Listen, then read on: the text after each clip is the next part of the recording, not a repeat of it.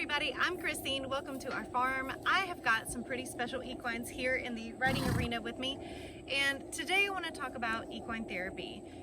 I have been on a journey to understand how the brain works, why it works the way it does. And so naturally, as a child that grew up with horses and that came from a very traumatic background, I wanted to understand, why is it that I am such a different person when I have been around horses? Why is it that horses were so integral in how the trajectory of my life changed from a child that was surely going to end up as a very, very sad statistic to a successful woman that now has a family of her own. So let's talk about equine therapy, and I'm going to introduce you, if you haven't been here before, I want to introduce you to all of our special equines.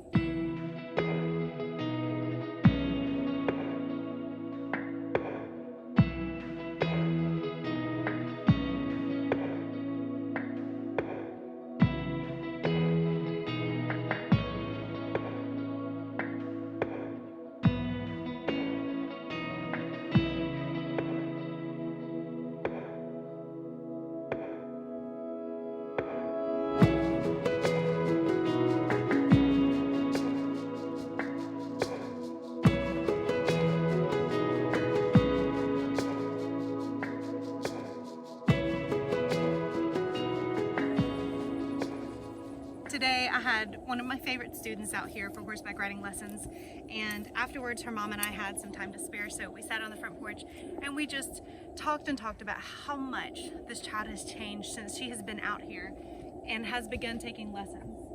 And it just makes me kind of reminisce to my own story how much I've changed, and what is it about horses that just turns you into a different person. So when we're talking about the world of equine therapy, I think we have to look at what it does both short-term and long-term. Short-term, it's kind of easy to see what happens because when you're with an animal, of course, like kittens and puppies, and I mean, for some people it's bunny rabbits, or even some people who love reptiles, our heart rate slows down, our breathing slows down, and we begin to process a little bit slower. If we can just get our mind to slow down, sometimes everything starts to make a little bit more sense, and those really big feelings aren't so big anymore.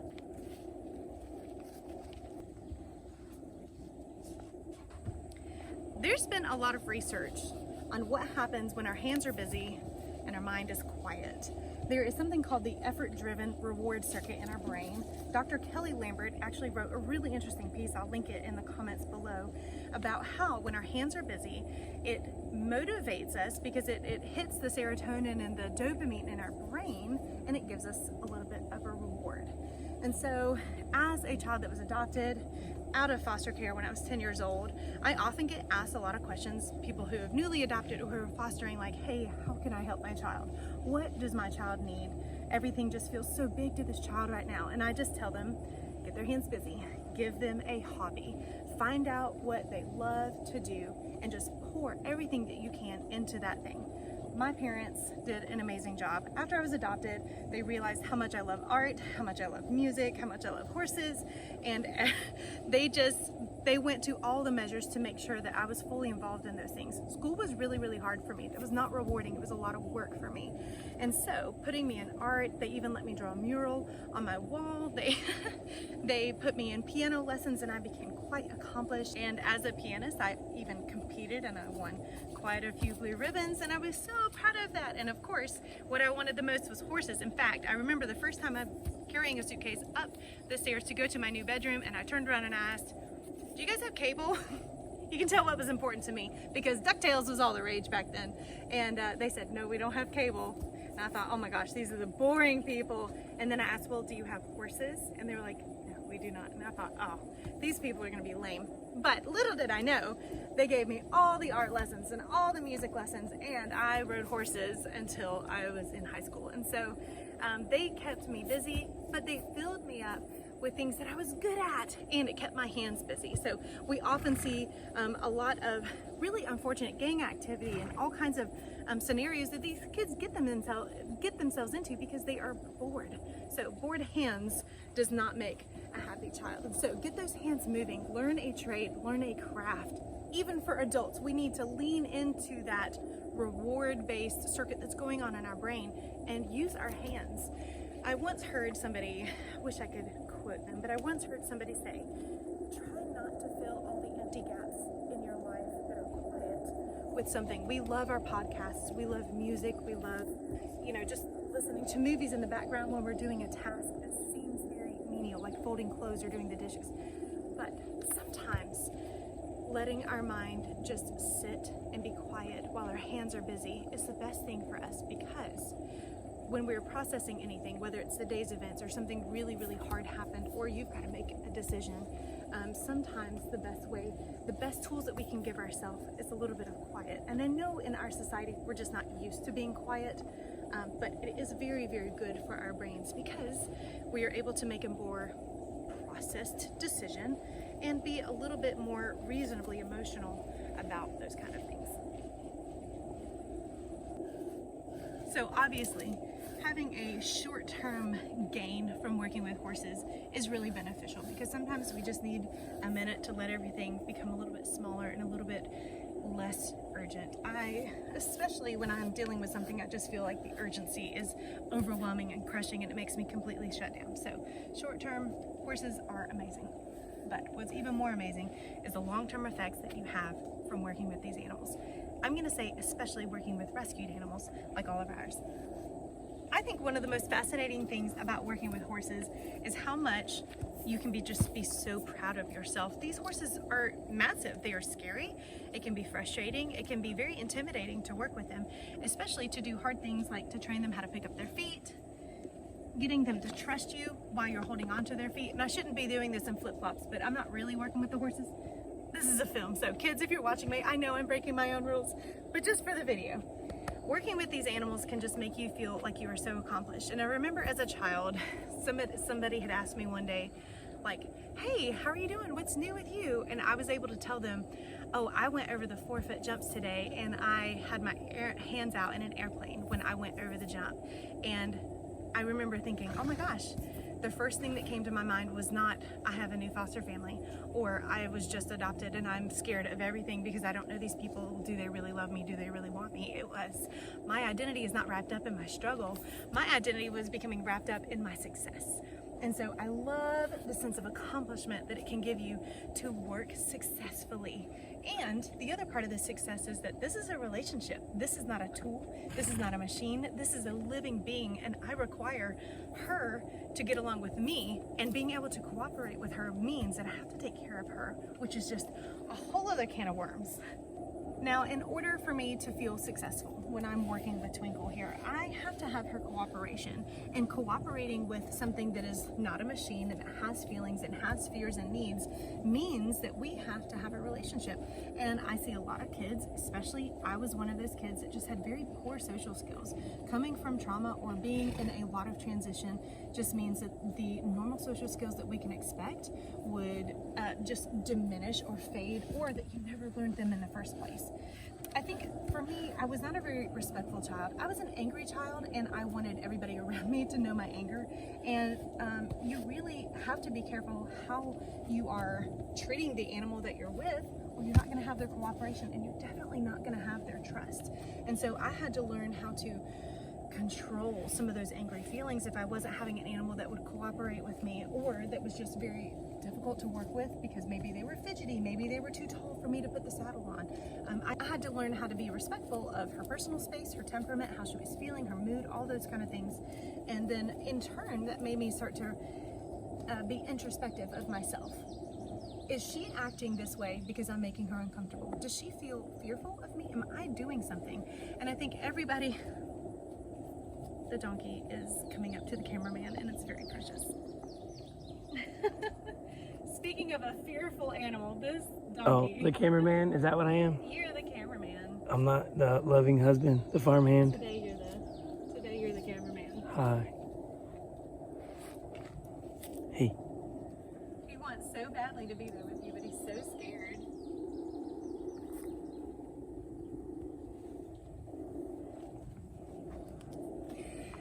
Speaking of, that kind of ties right into what we're talking about.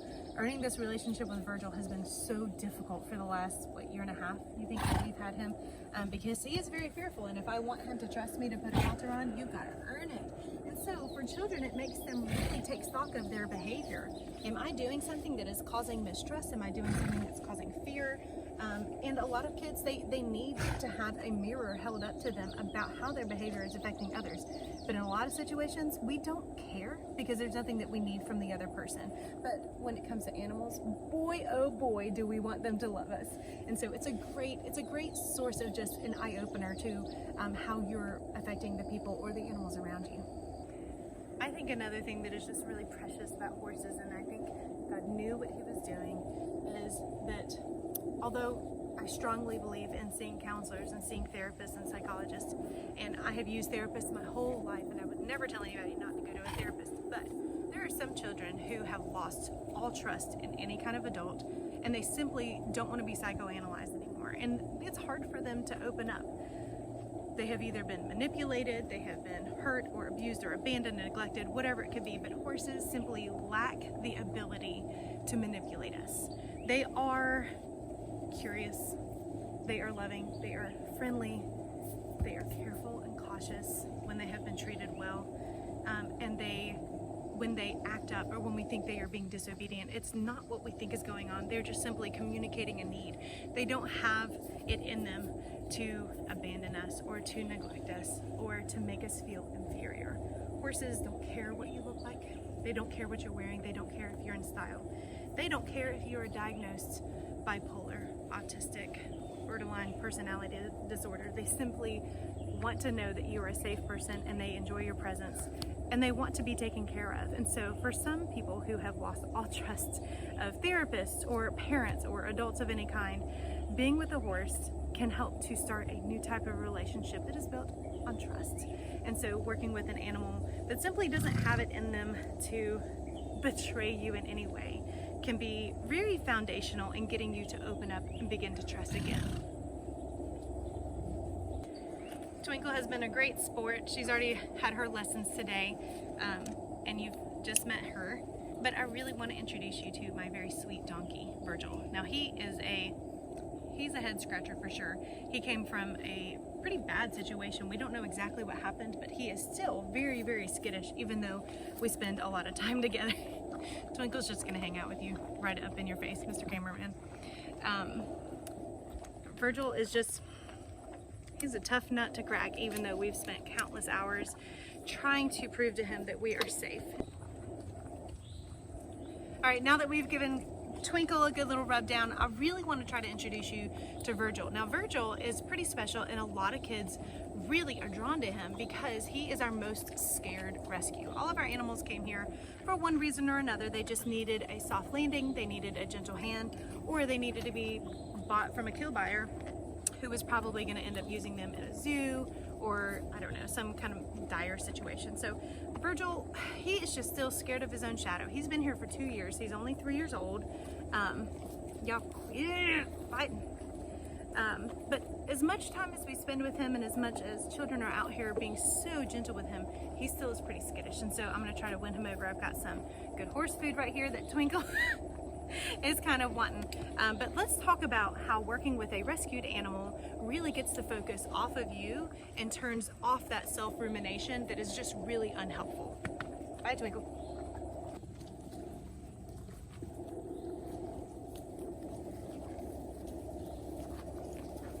Oh, hi, babies. You're all just gonna follow me? I just want Virgil.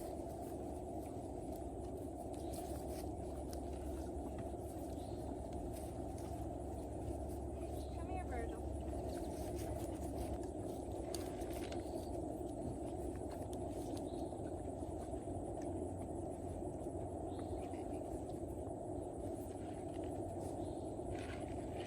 Look, it's right there.